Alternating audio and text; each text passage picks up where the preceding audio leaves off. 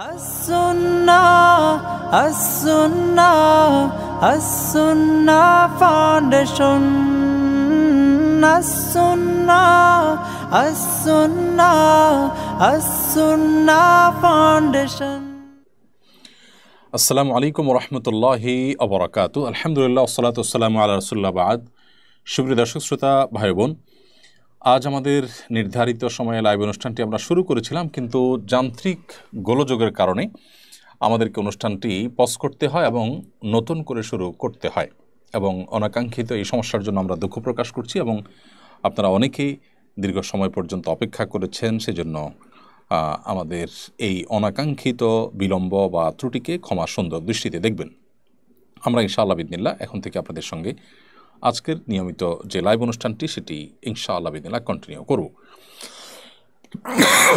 প্রিয় দর্শক,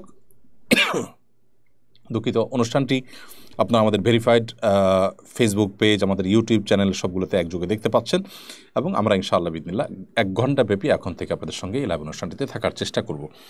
যেহেতু আমরা বিলম্ব করে ফেলেছি, ভূমিকা না গিয়ে আসুন প্রশ্নোত্তরের আলোকিত ভবনে সরাসরি আমরা প্রবেশ করি, এবং আমি আশা করছি আপনারা আমাকে শুনতে পাচ্ছেন এবং সঠিকভাবে দেখতে পাচ্ছেন, এবং কোনো সমস্যা আশা করছি এবার হচ্ছে না।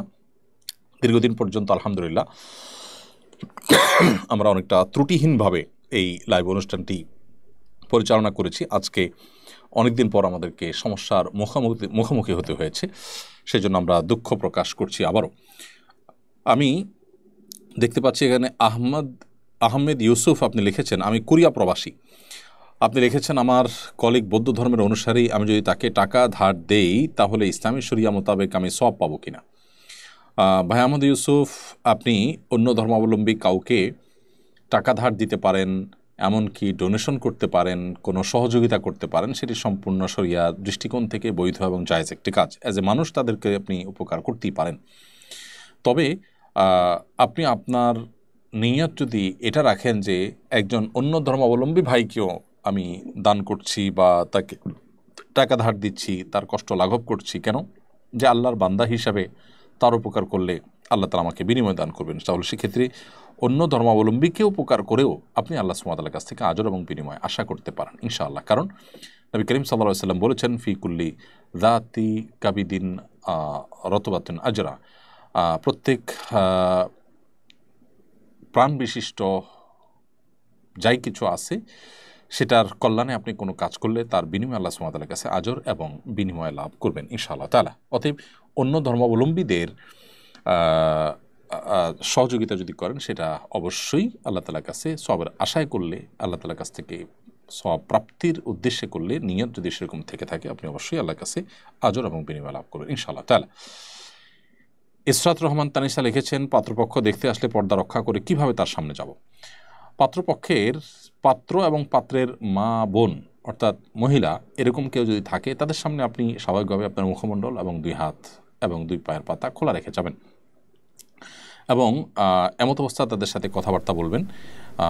এর বাইরে পাত্রপক্ষের যদি কোনো অন্য পুরুষ থাকে, অর্থাৎ পাত্রের বাবা, তার দুলা ভাই, মামা ইত্যাদি বন্ধুবান্ধব, তাহলে সেক্ষেত্রে তাদের সামনে আপনি মুখমণ্ডল, হাত ইত্যাদি খুলে যাবেন না, এবং এক্ষেত্রে আপনি তাদেরকে বিনয়ের সাথে আপনার যে সীমাবদ্ধতার জায়গা, শরিয়া যে আপনাকে অ্যালাউ করে না পাত্র ছাড়া পাত্রপক্ষের অন্য কোনো পুরুষের সামনে যেতে, সেটি আপনি তাদেরকে বিনয়ের সাথে তুলে ধরার চেষ্টা করবেন। এরপর প্রশ্ন হলো, বছরে কিছু সময় নদীতে ইলিশ মাছ ধরা নিষিদ্ধ থাকে, এটি নাকি ইলিশ মাছের প্রজননকাল। কোস্টগার্ড এ সময় নদীতে তল্লাশি চালায়, কোনো জেলেদের কাছে ইলিশ মাছ পেলে তা জব্দ করা হয়। জব্দকৃত মাছ অনেক সময় স্থানীয় এতিমখানায় দিয়ে দেওয়া হয়। এতিমখানা কর্তৃপক্ষের জন্য এ ধরনের মাছ গ্রহণ করা উচিত হবে কিনা? এতে পরের হক ভক্ষণের গুণ হবে কিনা?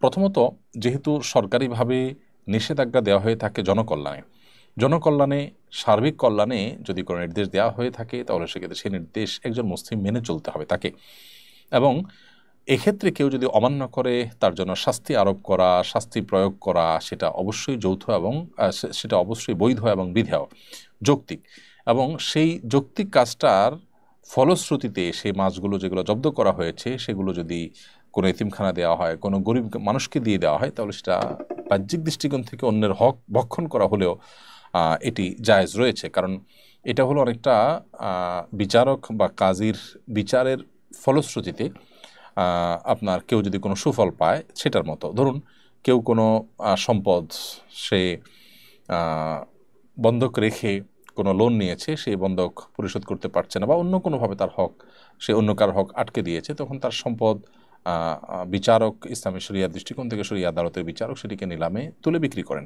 তো নিলামে তুলে বিক্রি করলে এক্ষেত্রে বিক্রেতার কিন্তু সম্মতি নেই, কিন্তু বিচারক জনকল্যাণে যখন এই উদ্যোগ নেন এবং যৌক্তিক কারণে যখন উদ্যোগ নেন, সেটি যেরকম ক্রেতার জন্য গ্রহণ করা জায়েজ, ঠিক একইভাবে এখানেও এই মাছ এতিমখানা কর্তৃপক্ষের জন্য গ্রহণ করা জায়েজ বলে আমরা মনে করি। আল্লাহু আ'লাম বিসওয়াব। বিয়েতে বরযাত্রী খাওয়ানো আমাদের সমাজে প্রচলিত, এর শরঈ বিধান কি? বরযাত্রা নিয়ে আমরা এর আগে বিভিন্ন প্রশ্নের উত্তরে বিভিন্ন সময় বলার চেষ্টা করেছি। বিবাহকে কেন্দ্র করে শরিয়া একটি খাবারের অনুষ্ঠানকে অ্যালাউ করেছে, সেটা হলো ওলিমার অনুষ্ঠান। ওলিমার অনুষ্ঠানটা হলো বিবাহ কেন্দ্রিক একমাত্র বিধিবদ্ধ বা শরঈ অনুষ্ঠান। এছাড়া এই যে বরযাত্রা বলুন অথবা এ জাতীয় আরও যে সমস্ত আয়োজন আছে, গায়ে হলুদ টলুদ, এগুলো কোনটার সাথে আসলে শরিয়ার কোনো সম্পর্ক নেই। এগুলোতে যদি অন্যের প্রতি জুলুমের ব্যাপার থাকে, যেমন বরযাত্রী খাওয়ার যে কালচার, এই কালচারটি সমাজে প্রতিষ্ঠিত হওয়ার ফলে যারা ধনী তারা হয়তো সন্তোষের চিত্তে খাওয়ান, খুশি মনে খাওয়ান পাত্রপক্ষকে, কিন্তু যারা গরিব মানুষ, ওই ধনী মানুষদের এই কালচারকে ডেভেলপ করার, প্রতিষ্ঠিত করার কারণে তারাও, অর্থাৎ গরিব মানুষরাও নিরুপায় হয়ে এখানে অর্থ ব্যয় করতে হয়, লোন করে করতে হয়, এটা তাদের উপরে চাপ হয়। যেহেতু এখানে সামাজিক একটি সংস্কৃতি তৈরি হচ্ছে এবং এক শ্রেণীর মানুষ ক্ষতিগ্রস্ত হয় এর ফলে, যার কারণে এই কালচারকে, এই সংস্কৃতিকে আমাদের না বলতে শেখা উচিত এবং এটাকে অ্যাভয়েড করা উচিত। একান্ত খুবই সীমিত পরিসরে 2-4-5 জন 7 জন মেহমান তো যেতেই পারে, সেটা তো বিবাহের বাইরেও সাধারণত যাওয়া আসার প্রচলন আমাদের সমাজে রয়েছে এবং এটাকে কেউই সেভাবে প্রেশার হিসাবে নেন না। অতএব সেটা কথা ভিন্ন, কিন্তু এর বাইরে বার্গেনিং করে, বিশেষ করে 200, 300, 400, 500 লোক খাওয়ানোর যে কালচার রয়েছে, মেয়ের বাবার উপরে যেটি চাপানো হয়ে থাকে, এটি শরিয়াত দৃষ্টিকোণ থেকে সঠিক কোনো কাজ নয়, এটি জুলুম এবং কোনো কোনো ক্ষেত্রে অন্যায়ের পর্যায়ে পড়ে। যার কারণে এখানে পাত্রপক্ষকে খুবই সাবধানতা অবলম্বন করতে হবে, সতর্কতা অবলম্বন করতে হবে। বিবাহ কেন্দ্রিক আনুষ্ঠানিকতা, খাওয়ানো এবং আয়োজন, সেটি হবে শুধুমাত্র বরপক্ষের এবং তার নাম হলো ওয়ালিমা। এর বাইরে বরযাত্রী নামে ওয়ালিমার চাইতে আরও বড় করে অনুষ্ঠান বা ওয়ালিমার সাথে টেক্কা দিয়ে সমান্তরালভাবে অনুষ্ঠান করা, এটা শরঈ দৃষ্টিকোণ থেকে বিধিবদ্ধ বা জায়েজ কোনো অনুষ্ঠান নয়, বিশেষ করে যখন সেটি জুলুমের পর্যায়ে যায় এবং সমাজে অপসংস্কৃতি তৈরি করে, গরিবদের উপরে প্রেশার তৈরি করে এবং চুক্তি করে যখন সংখ্যা সেখানে নির্ধারণ হয় তখন। সম্প্রতি এক ইসলামী দলের নেতা পূজা মণ্ডপ পরিদর্শনে গিয়ে বলেছেন, আমি ইসলামী আদর্শের লোক হলেও আমার মধ্যে একজন ভালো হিন্দু ব্রাহ্মণ বাস করে। তার এই বক্তব্য সোশ্যাল মিডিয়ায় ভাইরাল হলে ব্যাপক সমালোচনা হয়। এ ধরনের কথা বলা মুসলমানদের জন্য কতটুকু সমীচীন, অসমীচীন হলে পরবর্তী করণীয় কী? এটা যদি কেউ বলে থাকেন, আমি শুনিনি অবশ্য, এই বিষয়ে আমার জানা নেই। যদি কোনো মুসলিম এরকম কথা বলেন যে আমার ভেতরে হিন্দু ব্রাহ্মণ বাস করে, আমার মধ্যে একজন ভালো হিন্দু ব্রাহ্মণ বাস করে, তাহলে দেখতে হবে যে তিনি এই কথা বলে কি বোঝাতে চেয়েছেন। তার মধ্যেই হিন্দু ব্রাহ্মণ্য বাদ আছে বা তিনি ধারণ করেন, লালন করেন, এরকম যদি হয় তাহলে সেক্ষেত্রে সেটি তো ঈমান হরণকারী বিষয় হবে। যদি অন্য কোনো ব্যাখ্যা থাকে যে ব্যাখ্যাটা ঈমান হরণকারী না, বা এর বাইরে ভিন্ন কোনো ব্যাখ্যা যদি থাকে তার কাছে যেটা গ্রহণযোগ্য হতে পারে, সেটি তার কাছে চাওয়া যেতে পারে। বাকি পূজা মণ্ডপে গিয়ে সাধারণত তাদের কাছে ভালো সাজার যে একটা প্রচেষ্টা আমাদের সমাজে থাকে, সেই ভালো থাকার বা ভালো সাজার প্রচেষ্টা হিসাবে সাধারণত এই ধরনের কথা মানুষ বলে থাকে। যদি সেটি হয় তাহলে সেক্ষেত্রে সেটা খুবই গর্হিত, খুবই অন্যায় এবং নাজায়েজ এবং গুনাহের একটি কথা। একজন মুসলমান কখনো এ ধরনের বিষয় এটাকে স্বাভাবিকভাবে নিতে পারেন না, বরং আল্লাহর ভয়ে তিনি এ ধরনের উক্তি থেকে বেঁচে থাকবেন যেগুলো তার ঈমানকে হরণ করতে পারে, ঈমানের জন্য ক্ষতিকর হতে পারে। এ বিষয়ে আমাদেরকে সর্বোচ্চ সতর্ক থাকতে হবে এবং সাবধান থাকতে হবে। আল্লাহ তাআলা আমাদেরকে হেফাজত করুন। মুখের কথায় কিন্তু মানুষের ঈমান চলে যায়, কারণ আমি ঈমান বিরোধী, ঈমান পরিপন্থী কোনো কিছু যদি বলি তাহলে কিন্তু আমার ঈমান থাকবে না। সো আমার ভেতরে ভালো হিন্দু ব্রাহ্মণ বসবাস করে, অর্থাৎ আমি ভেতরে হিন্দু ব্রাহ্মণকে ধারণ করি, সেটাকে সঠিক মনে করি, সেটাকে বিশ্বাস করি, শ্রদ্ধা করি, এরকম যদি থাকে, বা আমি আমার ভেতরে এটাকে হিন্দুত্ববাদের কোনো কিছুকে আমি ধারণ করি, বিশ্বাস করি, তার ধর্মীয় কোনো বিশ্বাসকে বা কোনো কর্মকে, তাহলে সেক্ষেত্রে আপনি মুসলমানই থাকবেন না। আল্লাহ মাফ করুক, কোনো ইসলামী দলের নেতাদের কথা কোনো সাধারণ মুসলমানও যদি এই কথা বলেন সেটা গর্হিত এবং খুবই জঘন্য কথা। তবে তাকে কাফের এই কথার ভিত্তিতে ফতোয়া দেওয়ার আগে তার ব্যাখ্যা নিতে হবে এবং সংশ্লিষ্ট ওলামা একরাম যারা তার ব্যাপারে ফতোয়া জারি করবেন তারা তার কথা ব্যাখ্যা আমলে নিয়ে তারপরে তাকে ভুল কিছু বলে থাকলে তওবার আহ্বান করবেন, তিনি না জেনে করে থাকতে পারেন, তারপরে চূড়ান্তভাবে তাকে কাফের ফতোয়া দেওয়া যাবে। কিন্তু আমরা আজকাল অনেকেই নিজের মতো করে কাফের ফতোয়া দিতে শুরু করি, যদিও এই কথা বাহ্যিক দৃষ্টিকোণ থেকে ভালো অর্থে বলার সম্ভাবনা খুবই ক্ষীণ। তারপরও আমরা তার ব্যাপারে তার ঈমান নিয়ে কমেন্টস করা থেকে বিরত থাকলাম। আনিকা আক্তার তমা আপনি লিখেছেন, আমার দ্বিতীয় বিয়ে হয়েছে কিন্তু আমি ইদ্যত পালন করিনি। তবে আমার তালাক হবার 5 মাস আগে আমি বাবার বাড়ি চলে আসি।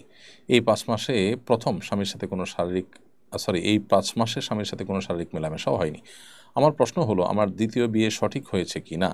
এ বিষয় নিয়ে আমি এবং আমার স্বামী খুবই চিন্তিত। না, আপনার দ্বিতীয় বিয়ে যদি ইদ্যত পালন না হয়ে থাকে বিয়ে বিশুদ্ধ হয়নি। কারণ স্বামীর সাথে বিচ্ছেদের পর আপনার 3টি মাসিক অতিক্রম হতে হবে বা 3টি মাস অতিক্রম হতে হবে। সেটা যদি না হয় তাহলে সেক্ষেত্রে আপনার ওই ইদ্যতের মধ্যেই যদি আপনি অন্যত্র বিবাহ বসেন তাহলে সেই বিবাহ সম্পূর্ণভাবে বাতিল হবে, আপনার এই বিয়ে বিশুদ্ধ হয়নি। সেক্ষেত্রে এখন আপনারা বিচ্ছিন্ন হয়ে যেতে হবে। প্রয়োজনে নির্দিষ্ট মেয়াদ পার হওয়ার পর আপনারা পুনরায় বিবাহ বন্ধনে আবদ্ধ হতে পারবেন। বিয়ের আগে শারীরিক সম্পর্ক হয়েছে কি হয়নি সেটা এক্ষেত্রে গুরুত্বপূর্ণ নয়। গুরুত্বপূর্ণ হলো যে বিয়ের পর আপনারা পরস্পর থেকে দূরে থেকেছেন কিনা, এবং বিয়ের পর আপনি ইদ্যত পালন করেছেন কিনা, নির্দিষ্ট সময় পার হয়েছে কিনা, এটা হলো গুরুত্বপূর্ণ। বিয়ের আগে এক্ষেত্রে কি হয়েছে না হয়েছে সেটা ইম্পর্ট্যান্ট এই ক্ষেত্রে অন্তত না। এরপরে প্রশ্ন করেছেন শাইলা ফারজানা, আপনি লিখেছেন, স্বামীকে নামাজের পথে আনতে স্ত্রী হিসেবে আমার করণীয় কি? স্বামীকে নামাজের পথে আনার জন্য কাউন্সেলিং করবেন, বোঝাবেন। অন্যান্য বড় বড় ওলামা একরাম এবং স্কলারদের বক্তব্য, লেখনী, বই পুস্তক, আর্টিকেল এগুলো তাকে সরবরাহ করবেন, তাকে পড়াবেন এবং যার প্রভাব তার উপরে আছে এরকম ব্যক্তিদেরকে দিয়ে তাকে বোঝাবেন এবং তাদের সান্নিধ্যে তাদের সংস্রবে নিয়ে যাওয়ার চেষ্টা করবেন এবং সর্বোপরি আল্লাহ তাআলার কাছে আপনি দোয়া অব্যাহত রাখবেন এবং নামাজি এবং ভালো সোসাইটি এবং পরিবেশের মধ্যে তাকে নেওয়ার এবং তাদের সাথে উঠা বসা করার সুযোগ করে দিবেন। এই বিষয়গুলো সাধারণত মানুষকে পরিবর্তন হতে সাহায্য করে। পরপর 2 বছর অন্তঃসত্ত্বা হওয়ায় চট্টগ্রামের একটি নার্সিং কলেজের অধ্যক্ষকে চাকরিচ্যুত করা হয়েছে। অন্তঃসত্ত্বা হওয়ায় চাকরিচ্যুত করাকে কীভাবে দেখছেন? বিষয়টা ধর্মীয় মানবিক দৃষ্টিতে কেমন? খুবই গর্হিত এবং অন্যায় কাজ। আমাদের দেশে ব্যভিচার, অন্যায়, পাপাচার, জেনা এ সমস্ত কাজে লিপ্ত হলে সেগুলোকে সমাজে একটা শ্রেণী মানুষ দোষণীয় মনে করে না, কিন্তু বিবাহ বৈধ কোনো কিছুকে মানুষ দোষণীয় মনে করে। একটি প্রতিষ্ঠান মাতৃকালীন ছুটি দিতে হয় লম্বা সময়, 1 বছর মাতৃকালীন ছুটি দিয়েছেন, পরবর্তী বছর তাদের সন্তান আল্লাহ সুবহানাহু ওয়া তাআলা আবার তাদের নসিবে লিখেছেন হয়েছে। তো এক্ষেত্রে তারা যদি ক্ষতিগ্রস্ত হন ফিনান্সিয়ালি তাহলে প্রয়োজনে তারা অবৈতনিক ছুটি দিতে পারেন, আরও নানাভাবে তাদের ক্ষতি যেন না হয় সেজন্য উদ্যোগ নিতে পারেন। কিন্তু তাকে চাকরিচ্যুত করা নিশ্চয়ই একটা বাজে দৃষ্টান্ত তৈরি করবে। বিশেষ করে ব্যাপারটা এমন হয়ে না যায় যে যারা সংসার করতে চায়, সন্তান সন্ততি জন্ম দিতে চায়, তারা যেন চাকরি করতে না আসে, ব্যাপারটা এরকম হয়ে যাবে। আমাদের ফ্যামিলি ব্যবস্থাপনা বা পারিবারিক ব্যবস্থাপনা এটাকে ভেঙে চূর্ণ বিচূর্ণ করবার জন্য পশ্চিমাদের অনেক আয়োজন রয়েছে, তাদের অনেক প্রজেক্ট রয়েছে। মুসলমানদের গৌরবের এই জায়গাটা মুসলমানরা কোনোভাবে নষ্ট হতে দেওয়া উচিত নয়। সেই জায়গা থেকে প্রতিষ্ঠান এ ধরনের উদ্যোগ যদি নিয়ে থাকে সেটি খুবই, আমি মনে করি, আপত্তিকর, গর্হিত এবং এটি একাধারে তার প্রতি অমানবিক এবং শরীর দৃষ্টিকোণ থেকে অন্যায় কাজ। আমি আবারও বলছি, প্রতিষ্ঠান আর্থিকভাবে ক্ষতিগ্রস্ত হতে বাধ্য তার সন্তান গ্রহণ করার কারণে, সেটা আমি বলছি না, বরং প্রতিষ্ঠান সেটিকে রিকভার করার জন্য নানামুখী উদ্যোগ নিতে পারে, নানামুখী ইনিশিয়েটিভ নিতে পারে, কিন্তু তাই বলে তাকে চাকরিচ্যুত করার কোনো যৌক্তিকতা নেই। নিশ্চয়ই একই প্রতিষ্ঠানে অন্য অনেক মেয়ে আছে যারা অবিবাহিত কিংবা বিবাহিত, তাদের সন্তান হচ্ছে না বছরকে বছর ধরে, তাহলে সেই সুফলটাও তো প্রতিষ্ঠান ভোগ করছে। বিধায় সব ক্ষেত্রে যদি শুধু কমার্শিয়াল চিন্তা করা হয়, সেটা দুর্ভাগ্যজনক বিষয় হবে। আর এই ভদ্রমহিলার পরপর 2 বছর অন্তঃসত্ত্বা হওয়ার মানে এই নয় যে যত বছর তিনি চাকরি করবেন তত বছর তিনি অন্তঃসত্ত্বা হয়েই যাবেন, ব্যাপারটা তো সেরকম না। বিধায় এই ব্যাপারে আরও সহনশীলতার সাথে তাদের আচরণ করা উচিত ছিল বলে মনে করি। আমি আশা করব তারা তাদের সিদ্ধান্তকে প্রত্যাহার করবেন এবং যৌক্তিক কোনো সিদ্ধান্তে তারা উপনীত হবেন।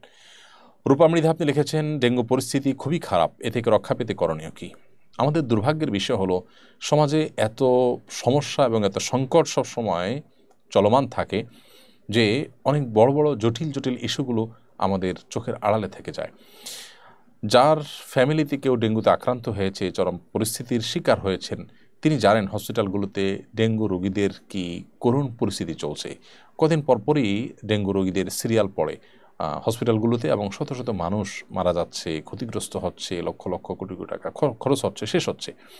আমাদের যারা যখন দায়িত্বে থাকেন, মেয়র বা সংশ্লিষ্ট যারা থাকেন, তারা আমাদেরকে মুখরোচক কিছু বাণী শোনান, কিছু আইওয়াশ এর মতো কিছু কাজ তারা করেন, কিন্তু প্রকৃতপক্ষে যথাযথ উদ্যোগ গ্রহণ করবার মতো তেমন কোনো কাজ তাদেরকে করতে দেখা যায় না।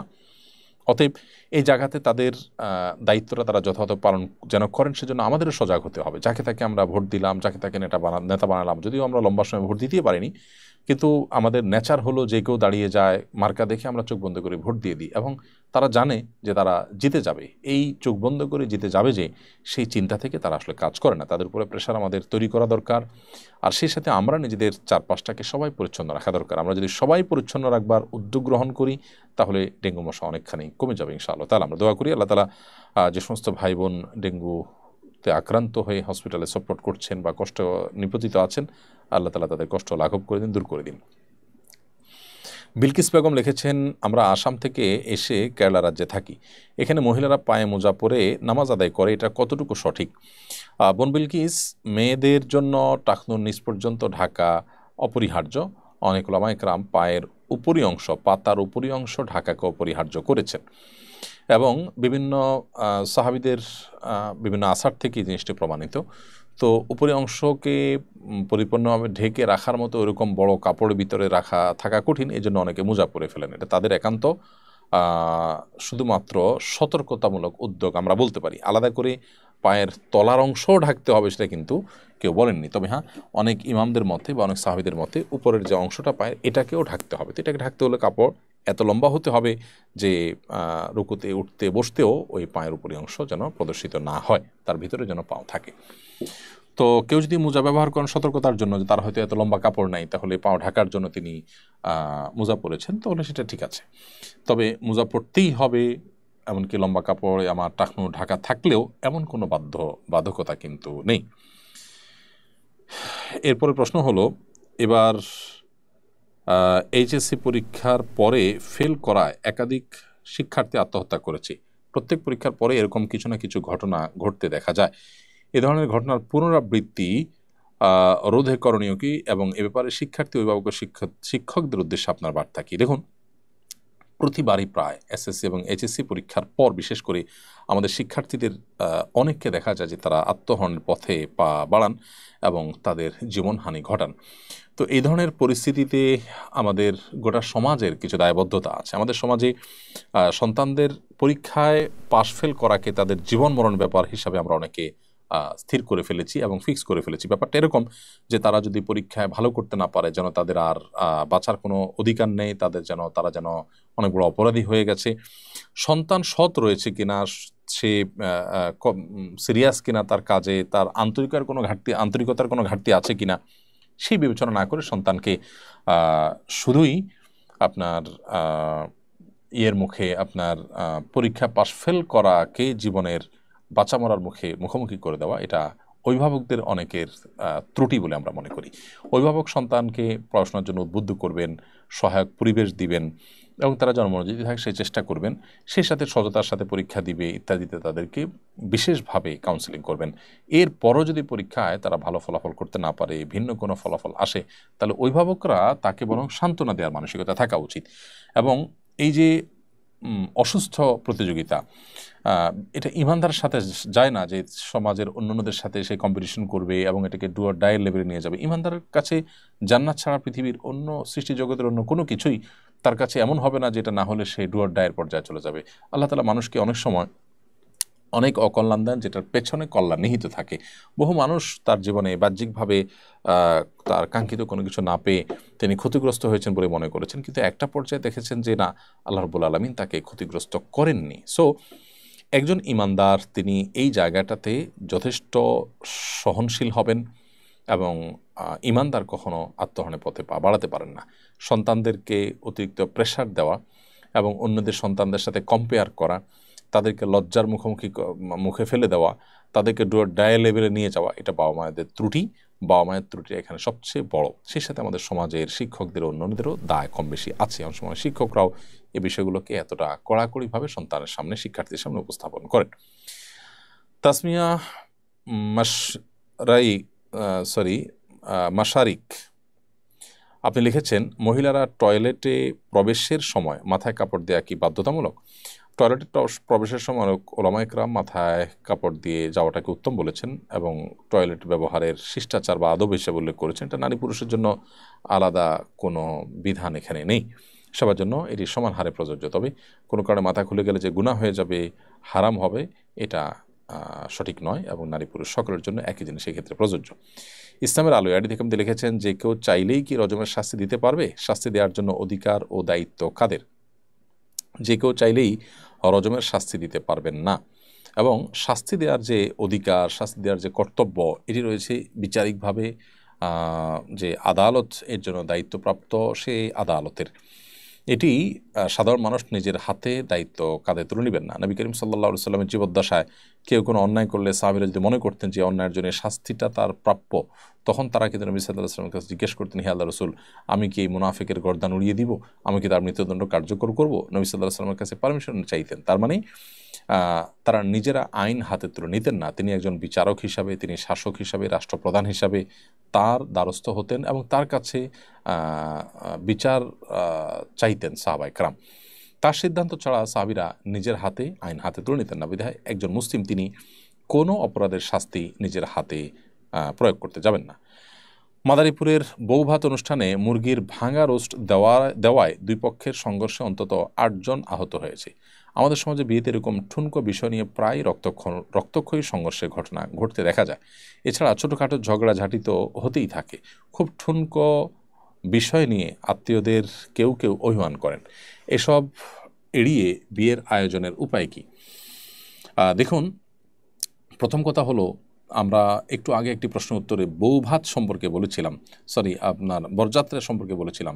এই বরযাত্রার যে সংস্কৃতি, এই সংস্কৃতিটা আমাদের সমাজে শরিয়ার সাথে যায় না এমন একটি সংস্কৃতি। বিয়েকে কেন্দ্র করে একমাত্র অনুষ্ঠান হয় ওয়ালিমা।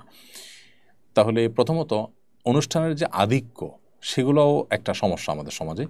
দ্বিতীয়ত হলো, মূল এবং বড় সমস্যা হলো যে আমরা দিন দিন অসহিষ্ণু এবং অসহনশীল হয়ে উঠছি। আমাদের ধৈর্য সহ্য দিন দিন কমে যাচ্ছে এবং সেটি কমে যাওয়ার মূল কারণ হলো যে আমাদের মধ্যে দ্বীনি চেতনা দুর্বল হয়ে যাচ্ছে, বস্তুবাদী চেতনা আমাদের মধ্যে অনেক বেশি শক্ত প্রবল হয়ে যাচ্ছে। আমাদের কাছে ইগো, মান সম্মান এটা অনেক বড়। এমনকি জাহান্নামে চলে গেলেও আমাদের দুনিয়াতে মান সম্মানের চিন্তা করতে হচ্ছে। এটি হলো ঈমান দুর্বলতার কারণে। একজন মানুষের যখন জান্নাত জাহান্নামের ব্যাপার হবে, তখন তিনি অবশ্যই জান্নাতকে প্রায়োরিটি দিবেন, জাহান্নাতমুখী কর্মকাণ্ড থেকে বেঁচে থাকবেন। আপনি মেহমান হয়ে গিয়েছেন, আপনাকে যা দেওয়া হয়েছে সেটা আপনি গ্রহণ করবেন। তাদের ভুলে হোক আর ইচ্ছায় হোক, যদি তারা কোনো প্রকার ত্রুটি করেছেন বলে মনে হয়, তাহলে সেখানে তাদের উপরে চড়াও হওয়া এটা রীতিমতো পৈশাচিক আচরণ এবং রীতিমতো এক নির্লজ্জ আচরণ।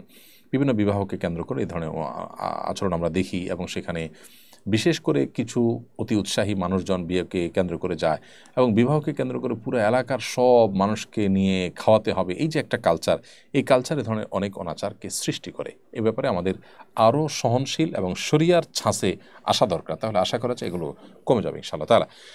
রাকিব হোসেন আপনি লিখেছেন, কত বছর থেকে দাড়ি রাখা উত্তম? দাড়ি রাখা উত্তম উত্তমের ব্যাপার নয়। যখনই দাড়ি উঠবে প্রথম দাড়ি, তখন থেকে দাড়ি রেখে দিতে হবে। দাড়ি রাখার জন্য কোনো বয়সের সীমারেখা নেই। আল্লাহ তাআলা প্রথম যখন মুখে দাড়ি দিবেন, তখন থেকে একজন পুরুষ তার দাড়িকে রেখে দিবেন। দত্তক নেওয়া কন্যা সন্তান কি বাবার সম্পত্তির ভাগ পাবে?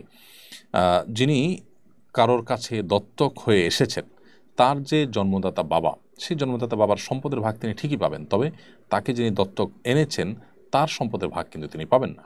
হ্যাঁ, যিনি তাকে দত্তক রেখেছেন তিনি যদি তাকে খুশি মনে কোনো কিছু উপহার উপঢৌকন হিসেবে দেন সেটি ভিন্ন বিষয়, কিন্তু যেহেতু তার রক্ত সম্পর্কীয় সন্তান নন সেজন্য তার কাছ থেকে এখানে সম্পদের কোনো ভাগ তিনি পাবেন না।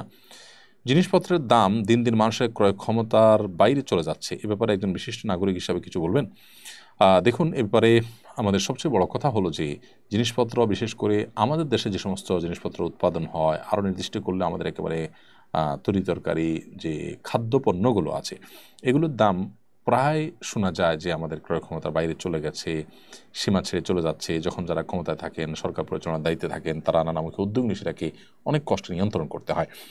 তো এই পরিস্থিতি কেন হচ্ছে? মূলত সরকারে যারা থাকেন, দায়িত্বশীল যারা থাকেন, তারা অসৎ হওয়ার কারণে বা তাদের উল্লেখযোগ্য অংশ অসৎ হওয়ার কারণে দেখা যায় যে তারা যথাযথ অভিযান পরিচালনা করে এখানে অসাধু যে সিন্ডিকেট থাকে, মজুদদাররা থাকে, যারা কৃত্রিমভাবে সংকট তৈরি করে মানুষের কাছ থেকে টাকা হাতিয়ে নেয়, মানুষকে বিপদের মুখে ফেলে, নাবিশ্বাস সৃষ্টি করে মানুষের, তাদের ব্যাপারে অভিযান পরিচালনা করা, তাদের ব্যাপারে অ্যাকশনে যাওয়া, এই কাজগুলো থেকে বিরত থাকে দেখা যায় যে সরকারের সংশ্লিষ্ট মহলের কর্মকর্তারা, কারণ তারা নিজেরাই হয়তো তার সুবিধাভোগী।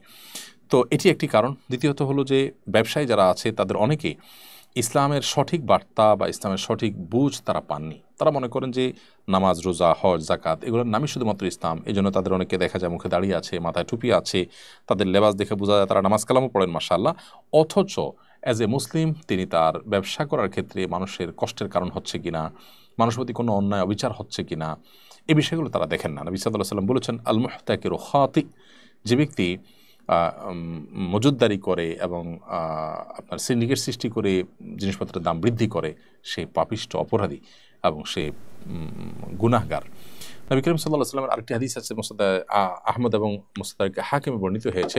তিনি বলেছেন যে কোনো ব্যক্তি যদি মুসলমানদের সমাজে অর্থাৎ সমাজের মানুষের মধ্যে যদি দ্রব্যমূল্য সে নানা কারসাজিগুলো নিয়ন্ত্রণ করে এবং এখানে পেছনে যে কারসাজিগুলো করে যাতে করে যেমন মাল সরিয়ে রাখা, কৃত্রিম সংকট তৈরি করা, সিন্ডিকেট করে তাদের মধ্যেই শুধুমাত্র তাদের চেইনে শুধু বিক্রি করা, যখন তখন সেখানে নিয়ন্ত্রণ করা, উদ্দেশ্য যে তারা অধিক মুনাফা অর্জন করবে, দাম বাড়িয়ে দিবে, এরকম যদি কেউ করে, নবী সাল্লাল্লাহু আলাইহি ওয়াসাল্লাম বলেছেন আল্লাহর নিজের উপর নিজে আবশ্যক করে নিয়েছেন এরকম ব্যক্তিকে জাহান্নামের অগ্নি কুণ্ডের উপরে তাকে বসিয়ে রেখে শাস্তি দেওয়া।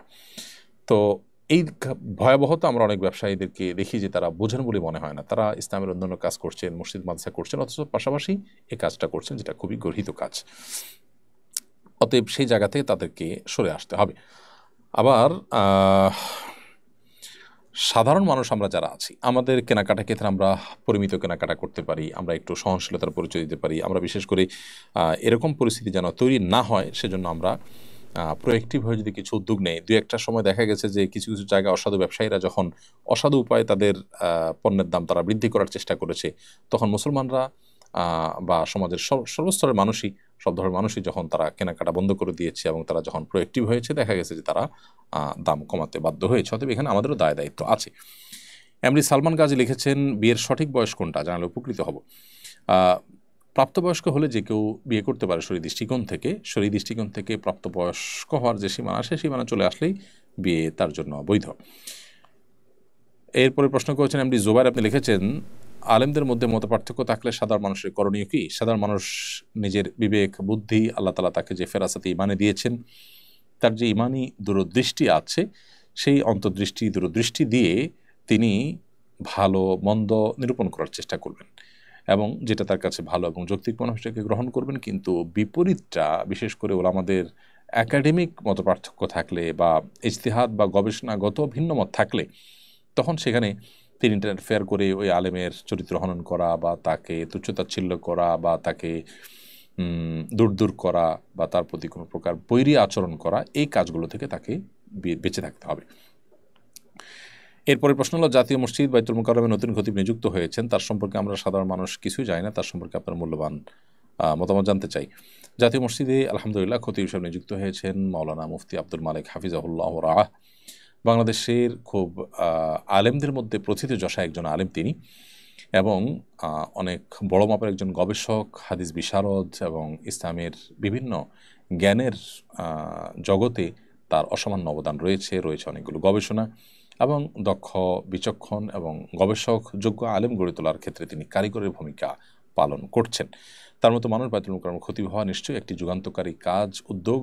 তবে তার জন্য চ্যালেঞ্জ রয়েছে। তিনি দেশের সকল ধর্মপ্রাণ মুসলমান দল, মত, গোষ্ঠী নির্বিশেষে সকলকে আপন করে নিয়ে বা সকলের অভিভাবকত্বের জায়গা থেকে তিনি তার আদর্শিক জায়গায় তিনি অবশ্যই অটল থাকবেন। পাশাপাশি তার সাথে ভিন্ন মতে যে সমস্ত মুসলমান ভাইরা আছেন, বোনরা আছেন, তাদেরকেও তিনি অন করবেন, তাদেরও অভিভাবকত্ব করবেন এবং সেরকম ভূমিকা তিনি রাখবেন এবং ইসলাম এবং মুসলিমদের কল্যাণে তিনি বলিষ্ঠ ভূমিকা রাখবেন, সেই প্রত্যাশা তার কাছে আমরা রাখি এবং আল্লাহ তাআলা তাকে সেই চ্যালেঞ্জে সফল হওয়ার তৌফিক দান করুন। তার জন্য সেই শুভকামনা এবং এক দোয়াও আমরা করছি। এরপরে সাকিবুল হাসান সাকিব লিখেছেন, আমার বয়স 21 বছর। স্কুল কর্তৃপক্ষ আমার বাবাকে বুঝিয়ে 17 করেছিল, এখন আর বয়স সংশোধন করতে পারছি না, এক্ষেত্রে আমার করণীয় কি? স্কুল কর্তৃপক্ষ গর্হিত কাজ করেছে। যারা নীতিনৈতিকতা শিখাবে সন্তানকে, সন্তানের বাবা মাকে, তারা নিজেরাই যখন নীতিহীন হতে শেখায় দুনিয়ার সামান্য লোভে, তো সেটা দুর্ভাগ্য ছাড়ার কিছুই নয়। সন্তান হিসাবে আপনার এখানে কোনো ভূমিকা ছিল না বলে আপনার গুনাহ হবে না যদি আপনি আপনার বুঝজ্ঞান না থাকা অবস্থায় এরকম কেউ করে থাকে। আপনার বুঝজ্ঞান থাকা অবস্থায় করলে আপনার কর্তব্য ছিল প্রতিবাদ করা, সেটা করে থাকলে তো আলহামদুলিল্লাহ, না করে থাকলে আপনাকেও তওবা করতে হবে। আর যেহেতু এখন আর পরিবর্তন করা যাচ্ছে না, এখন আল্লাহ সুবহানাহু ওয়া তাআলার কাছে ইস্তেগফার করা ছাড়া কিছু নেই। আশা করা যায় কায়মুল বাক্যে যদি ক্ষমা চাওয়া হয় এবং জীবনে এরকম কাজ করা হবে না, সতর্ক থাকবেন সবাই, এই মর্মে সংকল্প করেন, আশা করা যায় আল্লাহ তাআলা পূর্বের গুনাহ মাফ করে দিবেন। প্রিয় দর্শক, দেখতে দেখতে আমরা অনুষ্ঠানের ঠিক মাঝামাঝি পর্যায়ে চলে এসেছি। সময় হয়েছে ছোট্ট একটি বিরতিতে যাওয়ার। বিরতির পর আমরা ফিরে আসবো ইনশাআল্লাহ। আজকের এই লাইভ অনুষ্ঠানে আমাদের সঙ্গেই থাকবেন ইনশাআল্লাহ। অসহায় দরিদ্রদের দারিদ্র্য দূরীকরণ ও স্বাবলম্বীকরণের লক্ষ্যে আসুন্নাহ ফাউন্ডেশন পরিচালনা করছে স্বাবলম্বীকরণ প্রকল্প। স্বাবলম্বীকরণ প্রকল্পের আওতায় এ যাবৎ প্রায় 3000 মানুষকে প্রশিক্ষণ ও স্বাবলম্বীকরণ উপকরণ প্রদান করা হয়েছে। আপনার জাকাতের অর্থে স্বাবলম্বী হতে পারে অসহায় দরিদ্র মানুষ। আসুন্নাহ ফাউন্ডেশনের জাকাত তহবিলে জাকাত পাঠাতে ভিজিট করুন www.asunnahfoundation.org/donate/zakat। প্রিয় দর্শক, বিরতির পর আবার আপনাদেরকে স্বাগতম জানাচ্ছি। আপনারা দেখছেন আসুন্নাহ ফাউন্ডেশন স্টুডিও থেকে সরাসরি সম্প্রচারিত সাপ্তাহিক প্রশ্ন উত্তরমূলক অনুষ্ঠান শরঈ সমাধানের 243তম পর্ব। যে প্রশ্ন আমি এই মুহূর্তে দেখতে পাচ্ছি সেটি করেছেন ইমরান হোসেন। আপনি লিখেছেন, আমরা কয়েকজন বাংলাদেশ থেকে চীনে এসেছি পড়াশোনা করবার জন্য। এখানে ফ্রোজেন মুরগি বা গরুর মাংস খাওয়া জায়েজ হবে কিনা? জবাইকারী মুসলিম কি অমুসলিম সেটা আমরা নিশ্চিত নই। চায়না যারা বসবাস করছেন সেখানে আমরা জানি হালাল ফুডের ব্যাপক সংকট এবং ঘাটতি রয়েছে। এই ঘাটতি দূর করবার জন্য সেখানে হয় ব্যাপকভাবে মুসলমানদের উপস্থিতি প্রয়োজন, যাতে করে তাদের জন্য হালাল ফুডের ব্যবস্থাপনা বৃদ্ধি পায়। তবে আপনি যে বর্তমানে সেখানে ফ্রোজেন মুরগি খাচ্ছেন, সেই ফ্রোজেন মুরগিতে গরু কিংবা মুরগি যেটাই হোক, এটা যদি হালাল সার্টিফাইড না হয় তাহলে সেক্ষেত্রে সেটা আপনার জন্য খাওয়া জায়েজ হবে না। বরং অন্যান্য খাবার খেয়ে আপনি আপনার দিনাতিপাত করবেন। একান্ত মুরগি বা গরুর গোশত খেতে হলে মুসলিমরা নিজেরা আপনারা উদ্যোগ নিয়ে সেখানে স্লটার হাউজে হোক, যেভাবে হোক হালালভাবে জবাই করার ব্যবস্থা করবেন, অথবা বাহির থেকে আনার ব্যবস্থা করবেন। আর না হলে এই গোশত জাতীয় খাবার আপনি অ্যাভয়েড করবেন। নিশ্চয়ই হালাল ফুডের ব্যবস্থাপনা কাছে না হলেও দূরে আছে, অতএব সেখান থেকে আপনি প্রয়োজনে আনবেন। কিন্তু অমুসলিম সমাজে মুসলিম জবাই করেছেন না কেউ মুসলিম জবাই করেছেন, এটি আপনি যদি নিশ্চিত না হন তাহলে সেটি আপনার জন্য খাওয়া জায়েজ নেই। কারণ বাহ্যিকভাবে যেখানে প্রায় সবাই অমুসলিম এবং যারা সবাই শিরক কিংবা কুফরে লিপ্ত, তাদের মধ্যে এই ধরনের পশু তাদের মাধ্যমে জবাই করা হবে সেটাই বরং স্বাভাবিক। সেই জায়গা থেকে আপনি এখানে সতর্ক থাকবেন। হামাস প্রধান ইয়াহিয়া সিনওয়ার নিহত হয়েছেন, এ নিয়ে কয়েকজন সোশ্যাল মিডিয়া উল্লাস প্রকাশ করতে দেখলাম। কোনো মুসলিম তার মৃত্যুতে উল্লাস প্রকাশ করতে পারে কিনা? দেখুন, প্রথম কথা হলো যে ইয়াহুদিদের বিপরীতে কোনো মুসলিম যদি লড়াই করেন, সে মুসলিমের সাথে আপনার যদি কোনো বিষয়ে ভিন্ন মত থাকে, তারপরও তার মৃত্যুতে আপনি আনন্দিত হতে পারেন না। তার মৃত্যুতে আনন্দিত হওয়া মানে হলো ইয়াহুদিদের পক্ষে যাওয়া বা তাদের পক্ষ অবলম্বন করা। কোনো মুসলমান যেটা করতে পারে না। আল্লাহ সুবহানাহু ওয়া তাআলা কোরআনে কারীমে স্পষ্ট করে বলেছেন, লা তাজিদান্না আশাদ্দান নাসি আদাওয়াতান লিল্লাযিনা আমানু আল ইয়াহুদ ওয়াল্লাযিনা আশরাকু। ইয়াহুদি এবং মুশরিক তারা হলো ঈমানদারদের জন্য সবচেয়ে বড় শত্রু। অতএব মুসলমানদের সবচেয়ে বড় শত্রু হিসেবে কোরআন যাকে চিহ্নিত করা হয়েছে, তার বিরুদ্ধে লড়াই করা মুসলিম, তার সাথে আপনার ভিন্নমত থাকতে পারে, কিন্তু তার মৃত্যুতে উল্লাস প্রকাশ করাটা এটা ইমানের সঙ্গে সঙ্গতিপূর্ণ নয়। মুসলমান তার চিন্তাধারার কাছাকাছি যে অবস্থান করছে তার পক্ষ অবলম্বন করার চেষ্টা করবে। যেমন সূরা রুমের শুরুতে যে আল্লাহ রাব্বুল আলামিন বলেছেন আলিফ লাম মিম গলিবাতির রুম, এখানে যে রোমানদের পরাজয়ে মুসলিমরা মন খারাপ করেছেন, রোমানদের জয় যারা চেয়েছিলেন, সেখানে রোমানরা কিন্তু মুসলমান ছিলেন না, তারা খ্রিস্টান ছিলেন।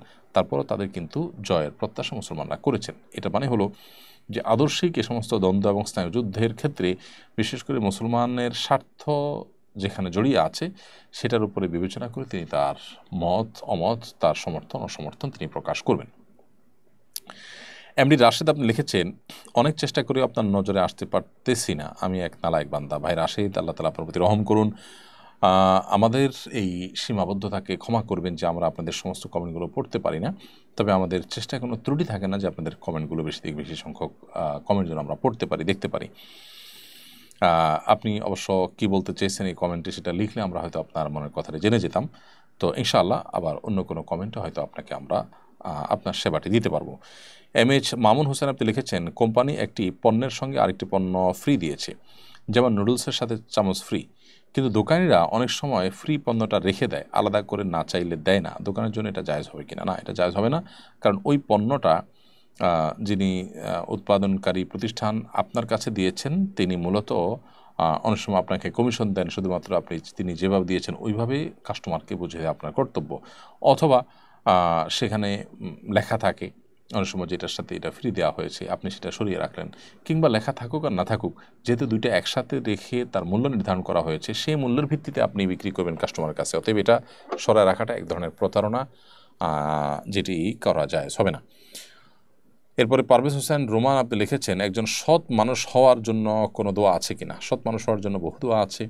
আল্লাহ রাব্বুল আলামিন কোরআনে কারিমেও আমাদেরকে শিক্ষা দিয়েছেন যে আমরা যেন আল্লাহর কাছে মুত্তাকিদের অন্তর্ভুক্ত হওয়ার দোয়া করি।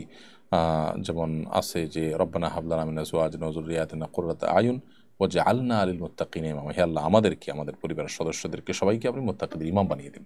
তো এখানে মুত্তাকিদের ইমাম হওয়ার দোয়া রয়েছে।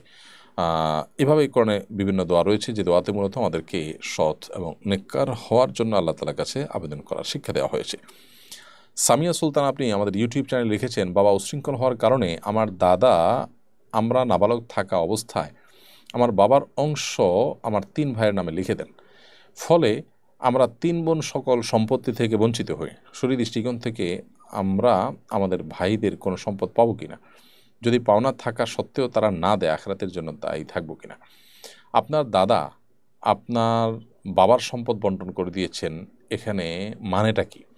যদি এমন হয় যে আপনার বাবা নিজে ওই সম্পদ উপার্জন করেছেন, তাহলে দাদা সেটি বন্টন করে দিয়েছেন ছেলেদের মধ্যে, তাহলে অন্যায় করেছেন। এক্ষেত্রে ভাইদের উচিত হবে এখন সেটা প্রায়শ্চিত্ত করা।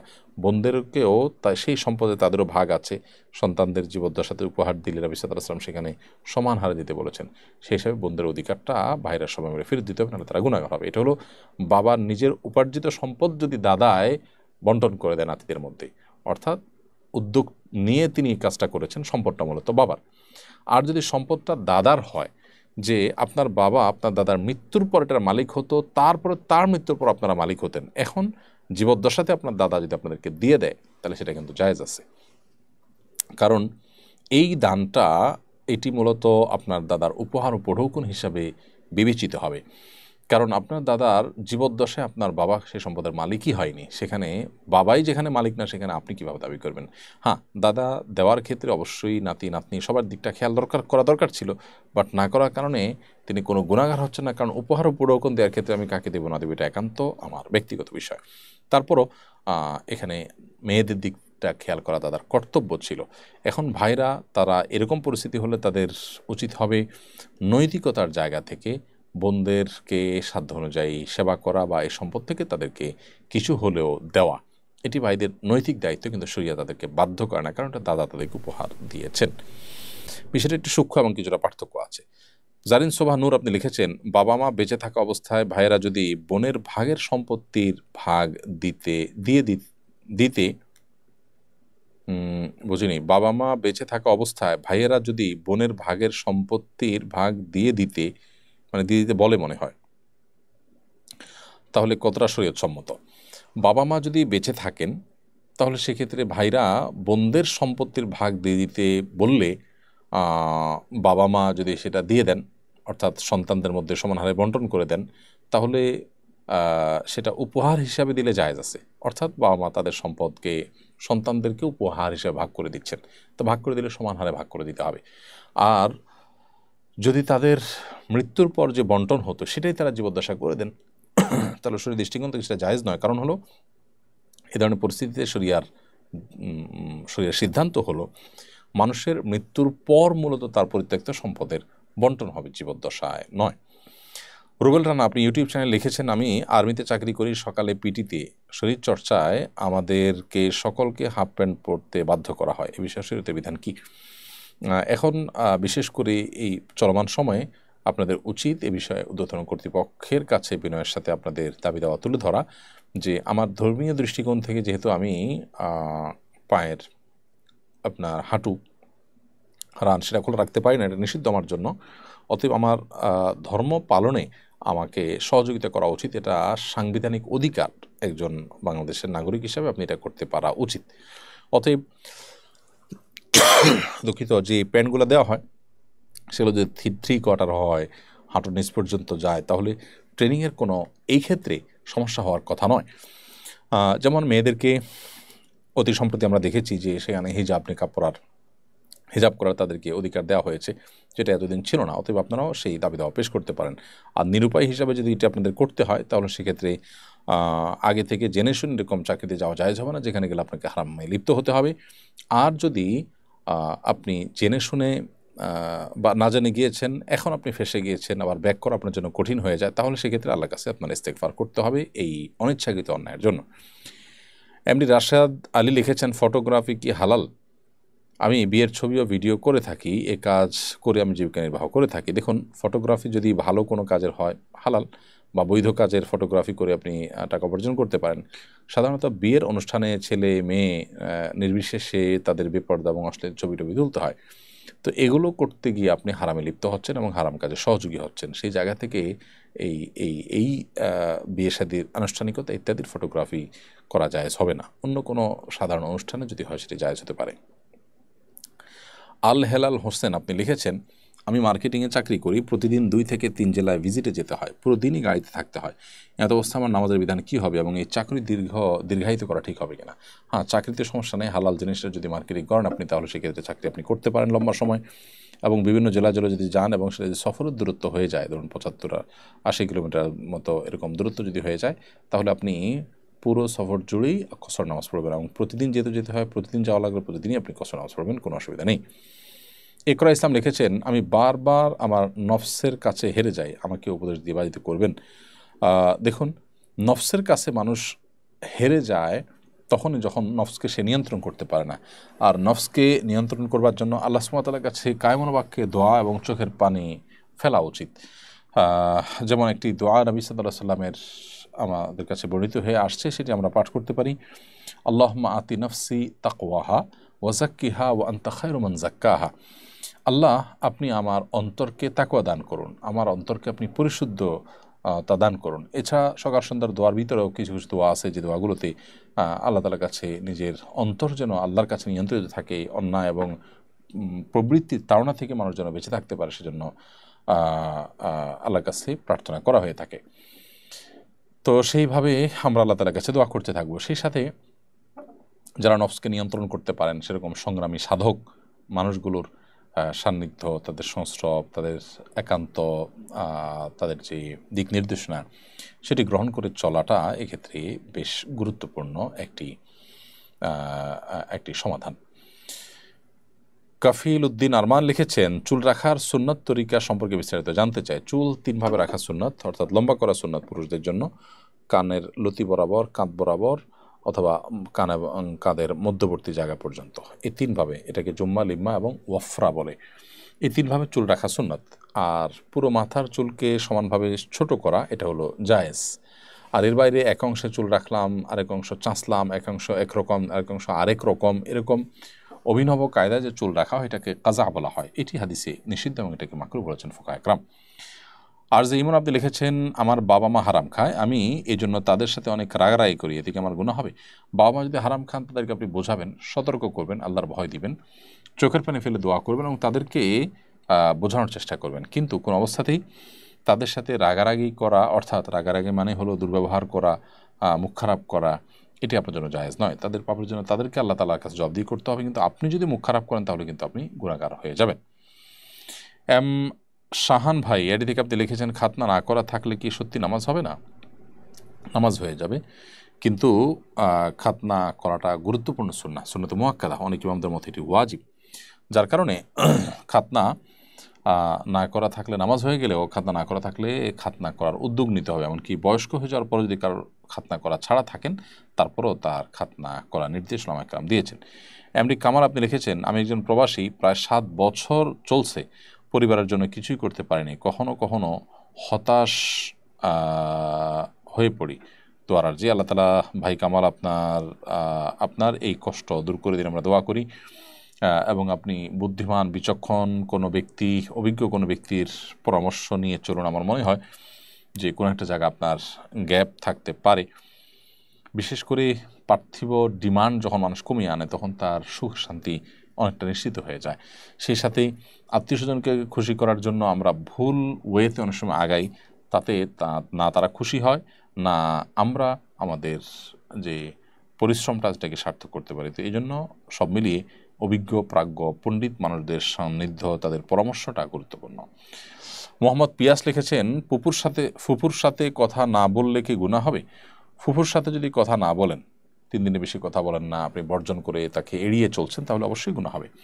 একজন ইমানদার কোনো মুসলমানকে 3 দিনে বেশি বয়কট করে থাকা জায়েজ নয়। সেখানে ফুফু তো রক্ত সম্পর্কীয় একজন নিকটাত্মীয়, অতএব তার সাথে সেরকম আচরণ করা জায়েজ হবে না। তিনি যদি অন্যায়ও করেন, আপনি 3 দিন অভিমান করে থাকতে পারেন, মনে কষ্ট থাকতে পারেন, প্রয়োজনে তার ক্ষতি থেকে বাঁচার জন্য দূরে দূরে থাকতে পারেন, কিন্তু সম্পর্ক ছিন্ন করে ফেলবেন ঠুনকো করে অজুহাতের ভিত্তিতে, সেটি কিন্তু জায়েজ নয়।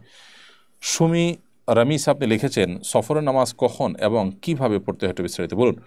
আপনি যখন নিজ ঠিকানা, যেখানে আপনি বসবাস করছেন, স্থায়ী হোক অস্থায়ী হোক, ওই ঠিকানার যে শহর এরিয়া আছে সেটি যখন ক্রস করে চলে যাবেন, তখন থেকে নিয়ে 70 বা 75 থেকে 80 কিলোমিটারের দূরত্বে যাওয়ার যদি নিয়ত করেন, তখন আপনি মুসাফির গণ্য হবেন এবং আপনার সমাজের এরিয়া ক্রস করার পর থেকে আপনার জন্য কসর প্রযোজ্য হবে। সেক্ষেত্রে জোহর, আসর এবং এশা, এগুলো 4 রাকাতের জায়গায় ফরজ নামাজ 2 রাকাত পড়বেন, আর বাকিগুলো যা আছে তা সেভাবেই আপনি আদায় করবেন। তো এটা হলো কসর নামাজের বিধান, এবং বাড়িতে আপনি যখন ফিরে আসবেন, আপনার এলাকার সীমানাতে প্রবেশের আগ পর্যন্ত এই বিধানটা আপনার জন্য প্রযোজ্য হবে। আর কোনো জায়গায় গিয়ে যদি আপনি 15 দিনের বেশি থাকার নিয়ত করেন, তাহলে সেখানে আপনার পুরো নামাজ পড়তে হবে। আসমা হোসেন আপনি লিখেছেন, পিরিয়ড অবস্থায় কোরআন হিফজ করা যাবে কিনা? পিরিয়ড অবস্থায় কোরআন কারীম হিফজ না করে সুস্থ হওয়ার পর হিফজ করার চেষ্টা করা দরকার। বিশেষ করে যদি এমন হয় যে কোরআন তিনি যদি হিফজ না করেন, তাহলে যেটুকু আছে সেটুকু ভুলে যাবেন, বা না পড়লে ভুলে যাবেন, তাহলে সেক্ষেত্রে ভেঙে ভেঙে অনেক ওলামা একরাম পড়াকে জায়েজ বলেছেন। এমডি রাজীব আপনি লিখেছেন, মাগরিবের আজান শেষ হওয়ার কতক্ষণ পরে জামাত শুরু করতে হবে? যত দ্রুত সম্ভব জামাত শুরু করবেন। বিভিন্ন হাদিসে মাগরিবের আজান এবং ইকামতের আগে, অর্থাৎ মাগরিবের সময় 2 রাকাত নামাজের কথা বর্ণিত হয়েছে, সে নামাজ পড়ার জন্য গ্যাপ দেওয়া যেতে পারে। এমনিতে মাগরিবের নামাজ দ্রুত পড়ার নির্দেশ রয়েছে হাদিসে, এজন্য সেটাকে খুব কোনো অসুবিধা না পড়লে একান্ত বিলম্বিত করা উচিত নয়। এরপরে তাসফিয়া ইসলাম আপনি লিখেছেন, আমার বড় বোন আমার সাথে খুব খারাপ ব্যবহার করে, কথা না বললে ভালো থাকি, আমার করণীয় কি? যদি আপনি তার সাথে কথা বলার কারণে আপনার নিজের আখলাক নষ্ট হবে মনে হয়, আচরণ নষ্ট হবে বলে মনে হয়, তিনি আপনার প্রতি জুলুম অবিচার করবেন এরকম মনে হয়, তাহলে সেক্ষেত্রে আপনি নিজের সেফটির জন্য তাকে অ্যাভয়েড করে চলতে পারেন, কিন্তু একবারে সম্পর্ক ছিন্ন করা যেটা, সেটি করবেন না। যথাসম্ভব সম্পর্ক রেখে আপনি সমস্যার সমাধান করবার চেষ্টা করবেন। এরপরে ফাবিহা মুনতাহা লিখেছেন, কাউকে পছন্দ হলে কি তাকে আল্লাহর কাছে চাওয়া গুনাহ হবে? নির্দিষ্ট কাউকে আল্লাহর কাছে চাওয়ার চাইতে, আল্লাহ তুমি আমার জন্য উত্তম এবং ভালো জীবন সঙ্গিনী মিলাও, এভাবে দোয়া করাটা অধিকতর উত্তম। কারণ আপনি যাকে পছন্দ করছেন তিনি যে আপনার জন্য কল্যাণকর হবেন আপনি নিশ্চিত নন। এরপর সোহাজাহান মিম লিখেছেন, আমি অনেক মাস ধরে নামাজে মনোযোগী হতে পারছি না, নামাজ পড়তে গেলেই অলসতা কাজ করে, কিভাবে মনোযোগী হতে পারি? আপনি প্রথমত কোরআনে কারীমের তেলাওয়াত নিয়মিত করুন এবং সম্ভব হলে কোনো রুকিয়া করুন, কারণ শয়তান অনেক বেশি মানুষ উপর ভর করলে, প্রভাব বিস্তার করলে দেখা যায় মানুষ কিন্তু এরকম ইবাদতবন্দেগীতে অলস হয়ে পড়ে। আফসানা রিমি লিখেছেন, মেয়েরা কি লম্বা গেঞ্জি পরে নামাজ পড়তে পারবে? যে কোনোভাবে তার সতর নামাজের মধ্যে যদি ঢাকার কর্তব্য সেটুকু তিনি ঢেকে নামাজ পড়লেই নামাজ আদায় হয়ে যাবে। আহসান হাবিব লিখেছেন, কাউকে সতর্ক করার জন্য বা কাউকে ক্ষতি থেকে বাঁচানোর জন্য যদি কোনো ব্যক্তির অপকর্ম অন্যান্য মানুষের সাথে আলোচনা করা হয় তাহলে সেটা কি গীবত হবে? কাউকে অন্য কারো ক্ষতি থেকে বাঁচানোর জন্য সে খারাপ মানুষ সম্পর্কে জানানো হলে সেটি গীবত হবে না, বরং কোনো কোনো ক্ষেত্রে সেটি আবশ্যক হয়ে যাবে। বিশেষ করে যখন আপনার কাছে জানতে চাওয়া হয়েছে বা আপনি জানেন লোকটা ক্ষতিগ্রস্ত হয়ে যাবেন, তখন তাকে ওই ব্যক্তি সম্পর্কে সতর্ক করার জন্য কোনো কিছু বললে সেটি গুনাহ হয় না, বরং কোনো কোনো ক্ষেত্রে সওয়াব হয়, কোনো কোনো ক্ষেত্রে সেটি আবশ্যক হয়ে যায়। শারমিন আক্তার আপনি লিখেছেন, মহিলারা একাকী ফরজ সালাত আদায় করলে কি ইকামত দিতে হবে? না, তারা ইকামত দিতে হবে না একাকী ফরজ সালাত আদায় করলে। সাজিদুল ইসলাম আপনি লিখেছেন, উমরা করতে যাওয়ার সময় যদি কিছু টাকা শর্ট পড়ে তাহলে কি ধার করা যাবে? হ্যাঁ, হজ বা উমরা বা যে কোনো আর্থিক ইবাদতে আপনি অন্য কারোর কাছ থেকে টাকা ধার করে নিতে পারেন, এটি নাজায়েজ কিংবা গুনাহের বিষয় নয়।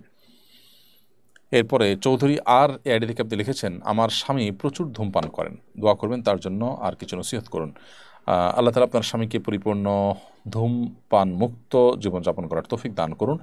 আর যে জিনিস পান করলে আল্লাহ নারাজ হবেন, মানুষের আখিরাত ধ্বংস হবে, সাময়িক সুখ এনে দিলেও সেই জিনিসটি পান করা মুসলমানের জন্য, বরং বুদ্ধিমান কোনো মানুষের জন্য জায়েজ নয়। অনন্ত অসীমকালের যে যাত্রা রয়েছে সেই যাত্রা আমার সুখ শান্তি নিরূপণ হবে যে আল্লাহর আদেশ নিষেধের উপরে, সেই আল্লাহর আদেশ নিষেধটা হবে আমার মাথার উপর শিরোধার্য, এটা হবে আমার উপরে সবচেয়ে গুরুত্বপূর্ণ বিষয়। বিধায় আল্লাহ রাব্বুল আলামিন আমাদের এই ভাইকে ধূমপানের এই বদভ্যাস থেকে, গুনাহের কাছ থেকে, পাপের কাছ থেকে তাকে সরে আসার এবং বেরিয়ে আসার তৌফিক দান করুন।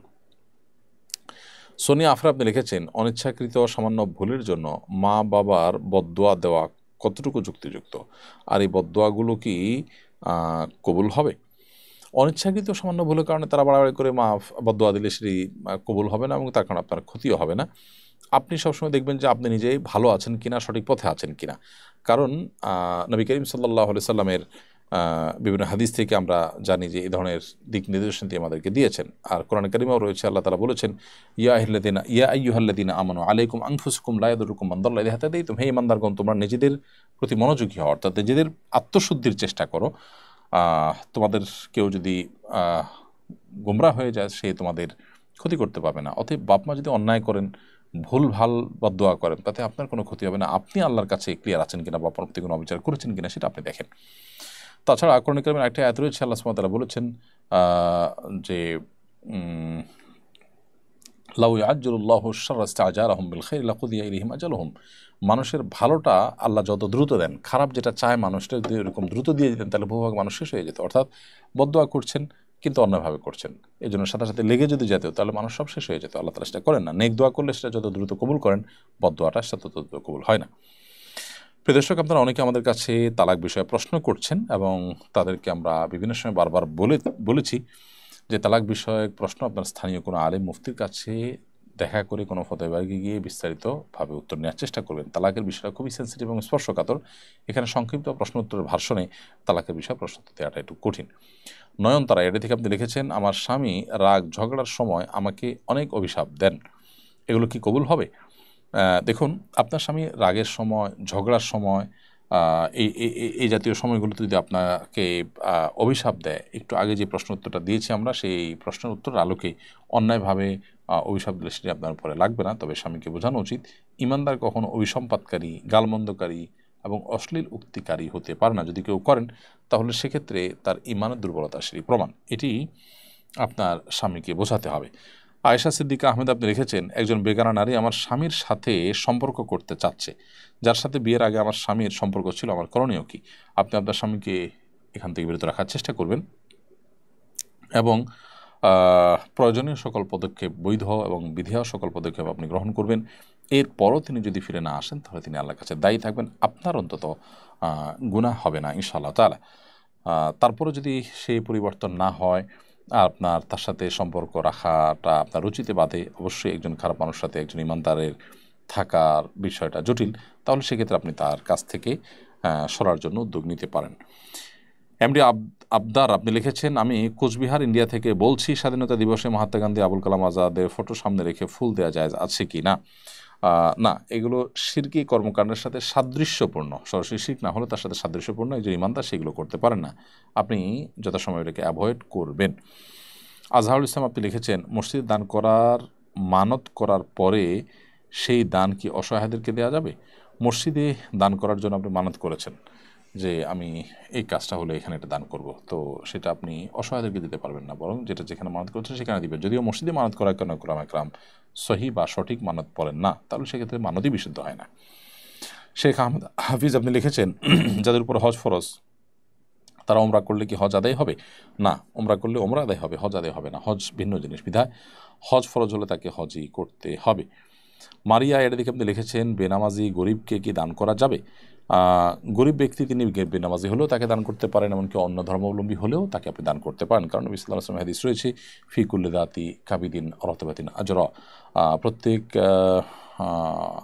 আর্দ্র যে প্রাণ রয়েছে, অর্থাৎ প্রত্যেক প্রাণীর সেবাতেই আল্লাহর কাছে বিনিময় পাওয়ার সুযোগ রয়েছে। বিধায় আপনি আল্লাহকে খুশি করার জন্য যদি দান করেন, বেনামাজি দান করলে আপনি সব পাবেন। বিশেষ করে তাকে নামাজে আসার আহ্বান করবেন এর মাধ্যমে। সাগর হোসেন আপনি লিখেছেন, কোনো ইবাদত করার পর অন্য আরেকটা ইবাদত করার সুযোগ পেলে পূর্বের ইবাদতটি কবুল হয়েছে বলা হয়, এটা কি সঠিক? নিশ্চিত করে কোনো ইবাদত কবুল হওয়ার কথা কেউই বলতে পারেন না, তবে ধারণা করতে পারেন যে যেহেতু আরেকটি ইবাদতের তৌফিক হয়েছে, সুযোগ হয়েছে, হয়তোবা আল্লাহ রাব্বুল আলামিন আমার আগের ইবাদতটি কবুল করেছেন। আল্লাহ তাআলা সাধারণত কোনো ইবাদত কবুল করলে নতুন করে ইবাদত তৌফিক দিয়ে থাকেন বলে অনেক স্কলারগণ, অনেক গবেষকগণ, অনেক উলামা ইকরাম মন্তব্য করেছেন। তো সেই হিসেবে আপনি এটি সুধারণা করতে পারেন, জাস্ট এটুকুর বাইরে নয়। আর রাবিয়া সুলতানা লিখেছেন, মেয়েরা উজু করার পর চুল আছড়ালে উজু ভেঙে যায়, এমন একটা ধারণা পেয়েছিলাম ছোটোবেলাতে, তবে এ নিয়ে কোনো অথেন্টিক সোর্স পাইনি, এখনও বিষয়টি যদি বলতেন। বোন রাবিয়া সুলতানা, এরকম কোনো কথা নেই। উজু করেছেন, চুল আছড়ালে উজু ভাঙবে না, বাচ্চাকে দুধ খাওয়ালে উজু ভাঙবে না, ঘরোয়া কাজ করলে উজু ভাঙবে না।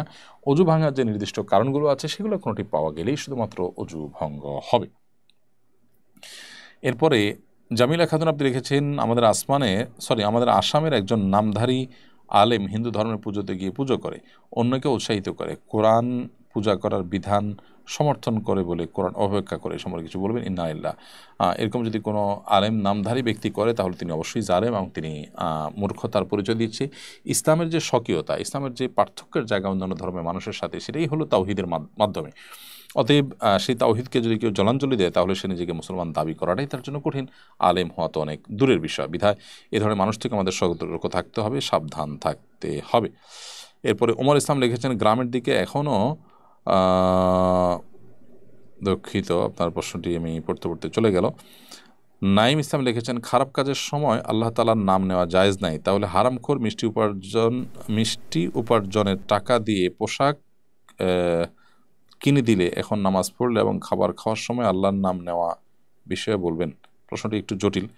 অমর ইসলামের প্রশ্নটি আমি দেখেছি, গ্রামের দিকে এখনও 12-13 বছর বয়সে মেয়েদের বিয়ে দেওয়া হয়, এই কম বয়সে গর্ভধারণ করা হয়, পিতামাতাকে বোঝানো যায় না, এই বিষয়ে কিছু বলবেন? দেখুন, আমাদের দেশে প্রচলিত আইনে বিষয়টা অন্যায় এবং অপরাধ হিসাবে ধরা হলেও ইসলামী শরিয়ার দৃষ্টিকোণ থেকে এটি অপরাধ নয়। আমি দুটি দৃষ্টিকোণ খোলাসা তুলে ধরলাম। বর্তমান আইনে এটি অপরাধ থাকলে ইসলামী শরিয়াতে এ বয়সে মেয়েদেরকে বিয়ে দেওয়া নাজায়েজ নয়। তবে মেয়েদের শারীরিক ক্ষতি, তাদের বিয়ের জন্য তারা অপরিপক্ক হলে, তাদের জুলুম হলে, তাদের কষ্ট হলে মা বাবার জন্য সেটা জায়েজ নাই। বাট শরিয়া বিশ্লেষণ করলে আমরা বলবো যে শরিয়া এটিকে নাজায়েজ কিংবা হারাম বলেনি। আমাদের ডক্টর খন্দকার আব্দুল্লাহ জাহাঙ্গীর রহমাহুল্লাহ ইসলামী বিশ্ববিদ্যালয়ের কুষ্টিয়ার প্রফেসর ছিলেন, তিনি বলতেন যে আমাদের দাদি নানিরা অনেক অল্প বয়সে তাদের বিয়ে হতো, তাদের অনেক সন্তান হতো, তারা অনেক পরিশ্রম করতেন, এরপর তারা আমাদের চেয়ে অনেক সুস্থ থাকতেন। তাহলে পশ্চিমারা আমাদের যে বিবাহের উপরে নিরুৎসাহিত করে, যত বিলম্ব করতে পারে তত তারা যেন খুশি, এমন একটা ভাব, এটি আমাদের পরিবার ব্যবস্থাপনাকে ভাঙার একটি ষড়যন্ত্র বলতে পারি। এর বাইরে সমাজে বেহায়াপনা, অশ্লীলতার ব্যাপকতা যারা চায় তারা মূলত এটি চায়। তো আমি বলছি না যে সবাইকে 12-13 বছর বয়সে বা অল্প বয়সে তাদের মেয়েকে বিয়ে দিতে, আমি বলছি না। আমি বলছি যে এই বিষয়ে বিদেশি ষড়যন্ত্রের পরে আমাদের যারা আইন প্রণয়ন করেন তাদের সতর্ক থাকা দরকার এবং সেই বিষয়টাকে মাথায় রেখে তাদের চিন্তা করা দরকার। বিগত সরকারের আমলে খোদ রাষ্ট্রের প্রধানমন্ত্রী কিন্তু সংসদে দাঁড়িয়ে বলেছেন বিয়ে বয়স কমানো দরকার, কিন্তু তিনিও অদৃশ্য শক্তির কারণে সে আইনটি করতে পারেননি। তীর মোহাম্মদ আপনি লিখেছেন, আমার আম্মুর বয়স 67 বছর, তিনি কি মাহরাম ছাড়া হজ উমরা করতে পারবেন? আমরা 2 ভাই সৌদি আরবে থাকি। আমার 2 ভাই সৌদি আরবে থাকেন। না, মাহরাম ছাড়া হজ উমরা করবেন না, মাহরাম নিয়ে হজ উমরা করতে হবে, কারণ মেয়েদের জন্য মাহরাম ছাড়া সফর করা জায়েজ নেই। শাইমা আক্তার শোভা লিখেছেন, আমি ফ্যামিলি প্ল্যানিংয়ের জব পেয়েছি প্রায় 2 বছর হলো। এই ডিপার্টমেন্ট থেকে দম্পতিদের স্থায়ী ও দীর্ঘমেয়াদী পদ্ধতি অবলম্বন করে জন্ম নিয়ন্ত্রণ করতে উৎসাহিত করা হয়। আমাদের টার্গেট দেওয়া হয়, আমাদের টার্গেট পূরণ করতে হয়। আমার করণীয় কি? যদি এই কাজই আপনার করতে হয় তাহলে সেটা আপনার জন্য জায়েজ নাই, বরং আপনি অন্য কোনো কাজ, একই কোম্পানির অন্য কোনো কাজ, সরাসরি এর সাথে কোনো সম্পৃক্ত বিষয় নয়, এরকম কোনো কাজ থাকলে সেটিতে আপনি কাজ করতে পারেন, আর না হলে আপনি অন্য কোনো জবে সুইচ করবেন। নোনাজলে আইডি থেকে লিখেছেন, অমুসলিম কেউ কিছু খেতে দিলে বা উপহার হিসেবে দিলে এটা জায়েজ হবে কিনা? অবশ্যই উপহার নিতে পারেন, খেতেও পারেন যদি সেটি হালাল হয়, কোনো অসুবিধা নেই। মহিউদ্দিন বাইজিদ লিখেছেন, পরিবারের আয় বরকত কিভাবে হবে, তার জন্য কোন কোন আমলগুলো বেশি বেশি করা উচিত? বেশি বেশি করে আয় বরকতের জন্য আপনার বিসমিল্লাহ বলে প্রত্যেকটা কাজ শুরু করা, নামাজের পর উপার্জন শুরু করা, সকাল সন্ধ্যার দোয়াগুলো পাঠ করা, অনেকগুলো আমল আছে। তাকওয়া বেশি বেশি অবলম্বন করা, এটা বরকতের কারণ। আত্মীয় স্বজনের সাথে সুসম্পর্ক বজায় রাখা বরকতের কারণ।